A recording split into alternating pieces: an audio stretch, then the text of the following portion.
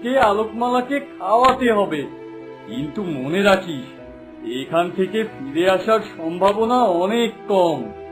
অগ্নিপুকুর? অগ্নিপুকুর আবার হয় নাকি? আগুন আর পানি কি একসাথে থাকতে পারে নাকি? এ কি বলছেন আপনি? এই পুকুর আগে সাধারণ পুকুর ছিল। একটা সাধুর অভিশাপে এই পুকুর আগুনে পরিণত হয়েছে। এখানে আর কোনো পানি নেই, দাউ দাউ করে শুধু আগুন জ্বলছে। আমি কি করে সেখান থেকে পানি সংগ্রহ করব সাধু বাবা? এ তো অসম্ভব। তুই সেই অগ্নিকে জল করতে পারবি, আর সেখান থেকে জল এনে তোর স্ত্রীকে খাওয়াতে হবে। এটাই হলো তোর ভালোবাসার পরীক্ষা।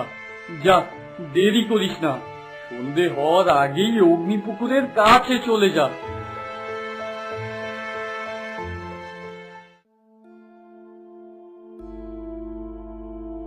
সাধু, তোমাকে কতবার বলেছি আমার ঘাটের কাছে এসে তুমি একদম বসবে না। কতদিন হয়ে গেল তুমি স্নান করনি, তোমার গা থেকে বাজে গন্ধ বের হয়।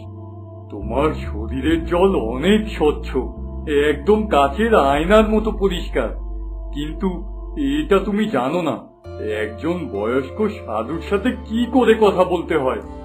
ঢং দেখে বাঁচি না, নোংরা সাধু একটা। তোমার গা থেকে বাজে গন্ধ বের হয়েছে তাই বলেছি, এতে আবার বেয়াদবির কি হলো?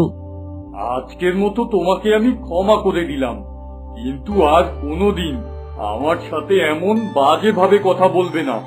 যদি বলো তাহলে তোমাকে আমি অভিশাপ দেব।